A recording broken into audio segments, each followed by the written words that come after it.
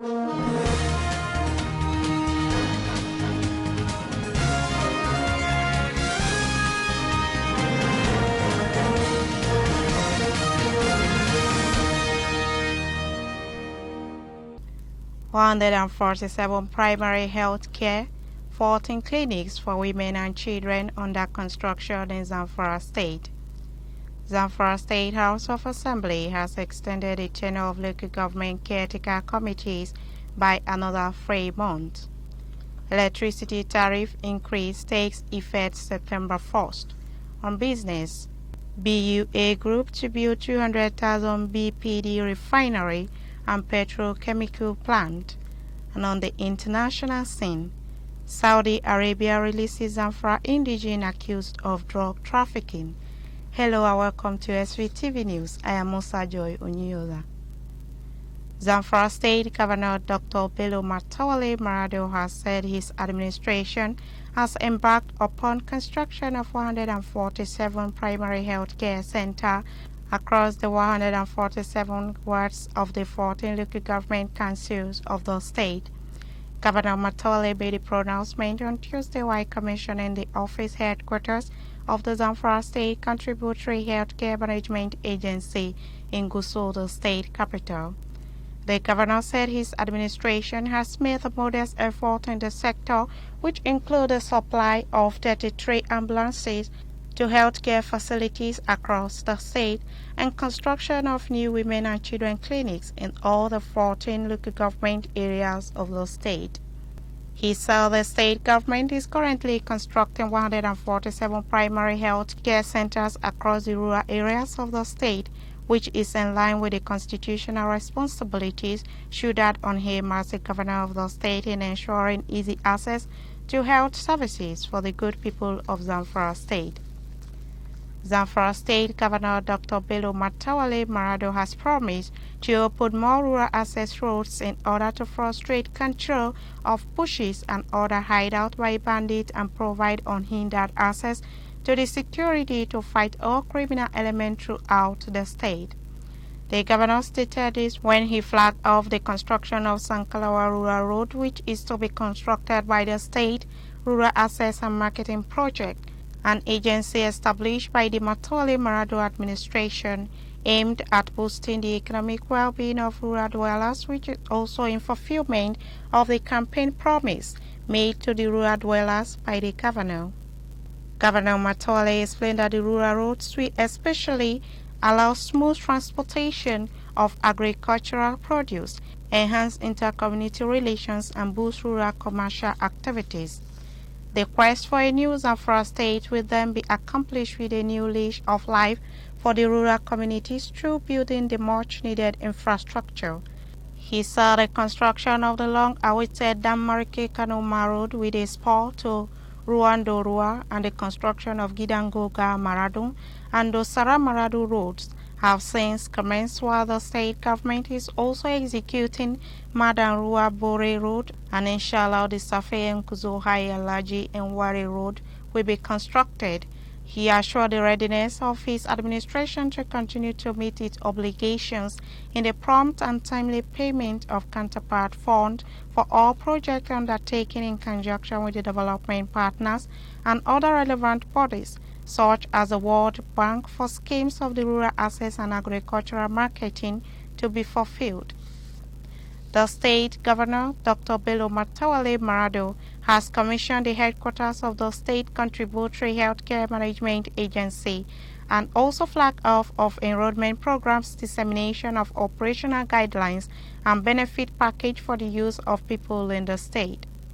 Speaking at the occasion, Governor Matawale explained that the universal health insurance is one of the core aspirations of societies in the world over. He said it is a significant safety net that citizens are more, especially the vulnerable and the poor, could always fall back on the wake of day-to-day health challenges of the time. The governor stated that based on the commitment of his administration to ensuring the realization of universal coverage of health insurance in the state, he visited the headquarters of the National Health Insurance Scheme in Abuja. A woman non-governmental organization known as High Level Women Advocate has appealed to Governor Bello Matawalle of Zamfara State to facilitate the passage of the two bills before the State House of Assembly for the prohibition of girls hawking, especially during school hours.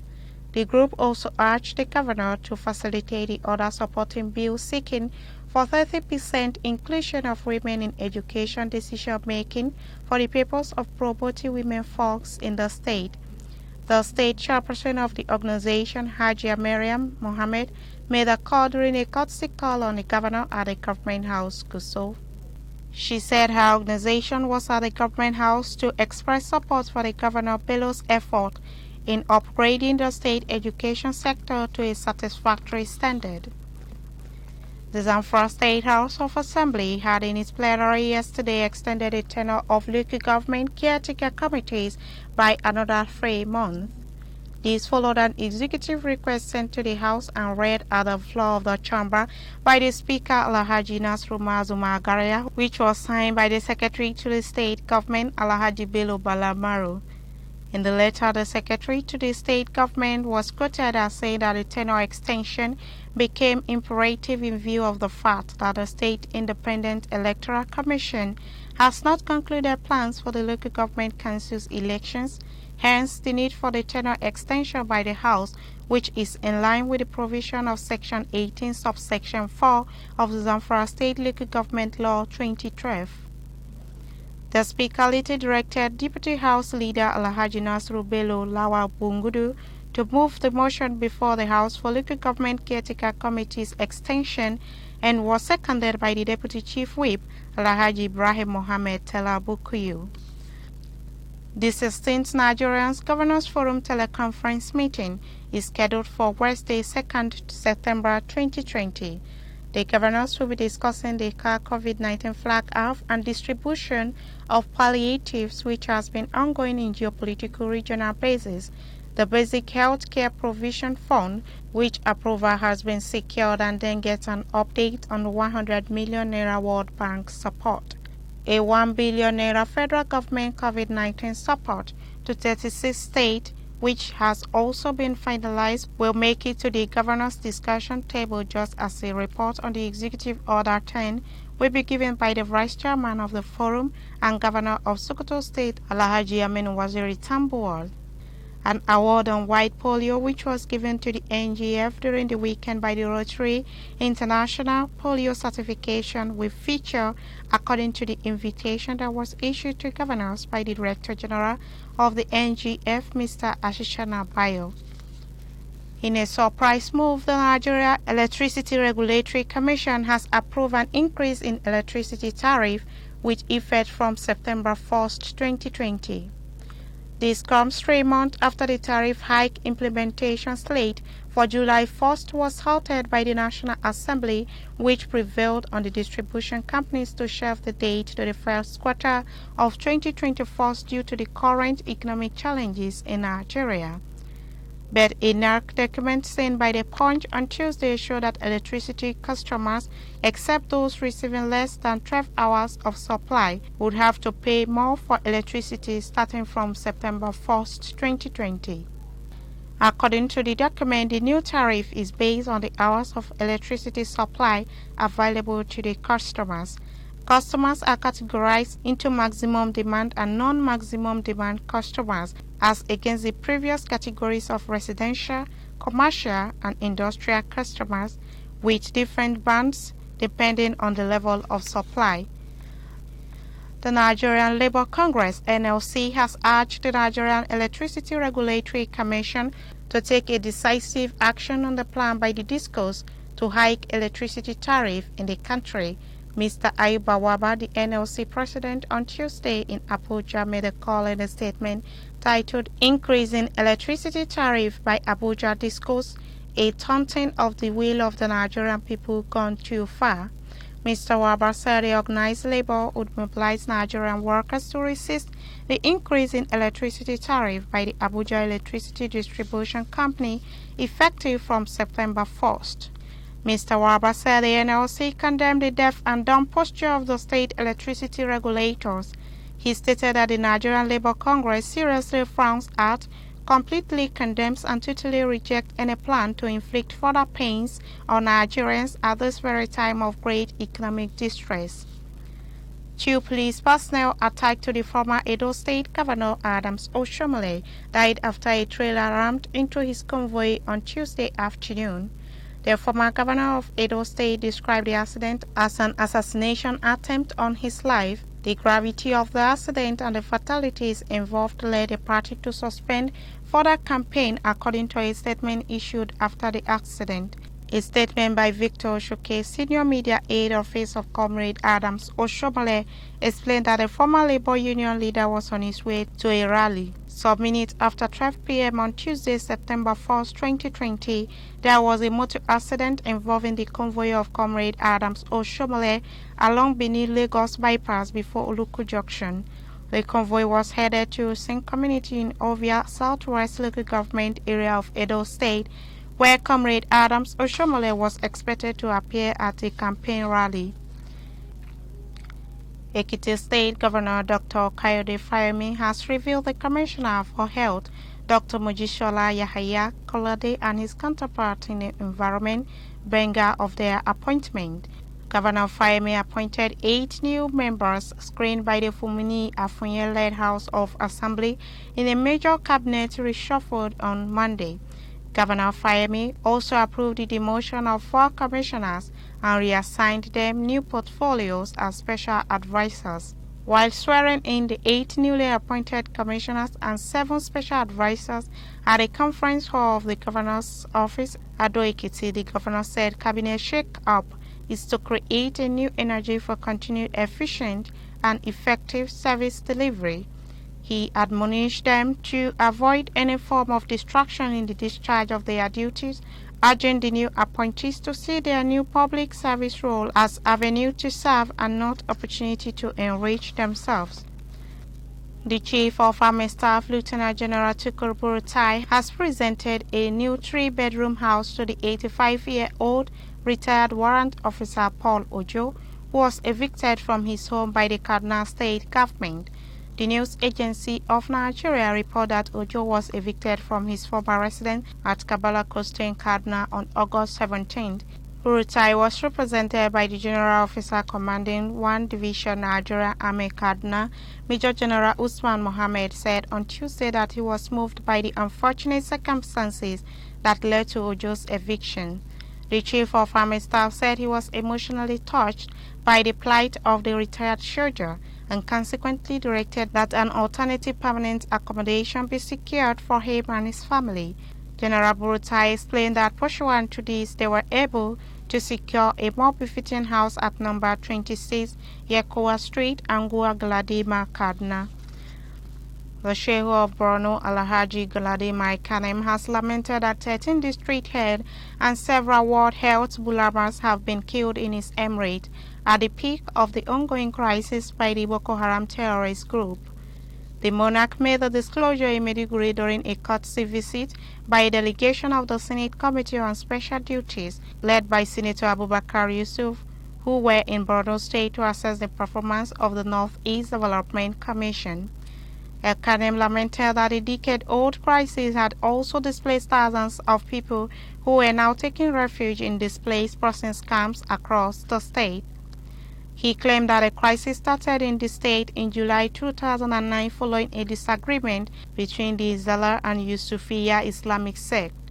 El-Kanem lamented that the crisis later snowballed into attacks on police stations and stealing of ammunition from police formations. President Muhammadu Buhari joined government and indigents of Adamawa State in mourning the passing of Hajia Khadija Mustafa, matriarch of the Mustafa royal family.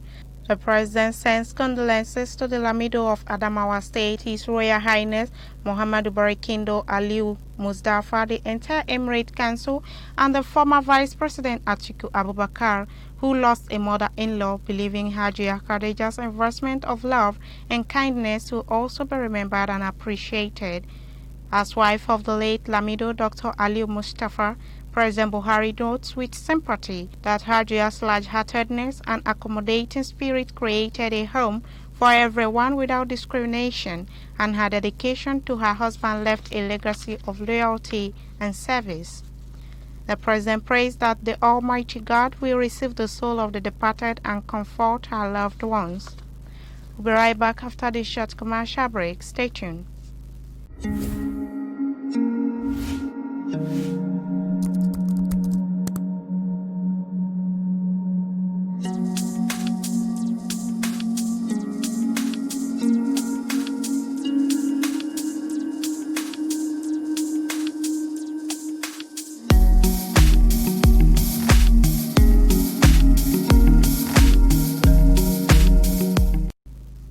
Welcome back on Business. Aguirre has more detail.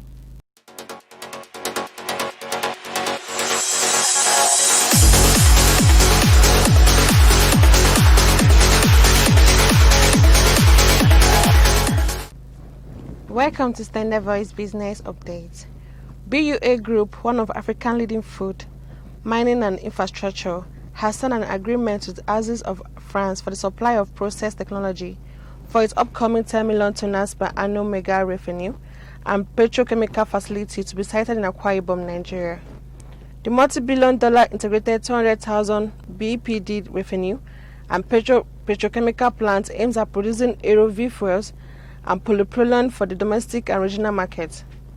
According to BUA, Aziz was selected after a comprehensive process for its advanced technology license, basic engineering, training, and technical assets.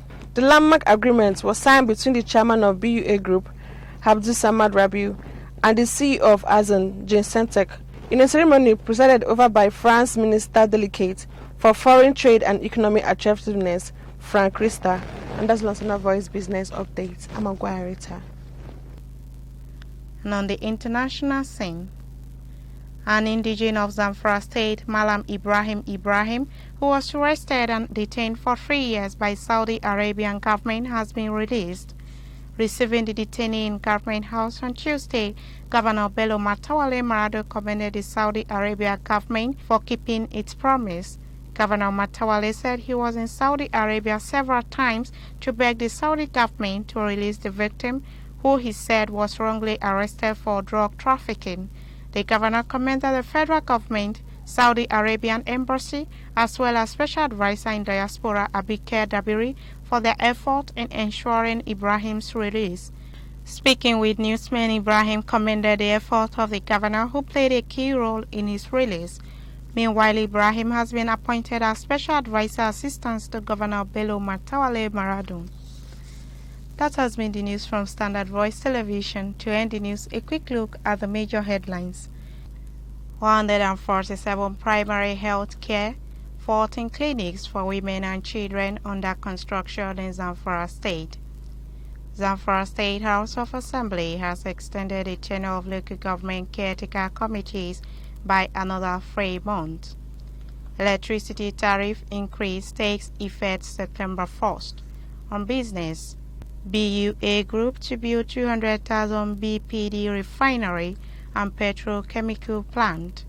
And on the international scene, Saudi Arabia releases Zamfara indigene accused of drug trafficking.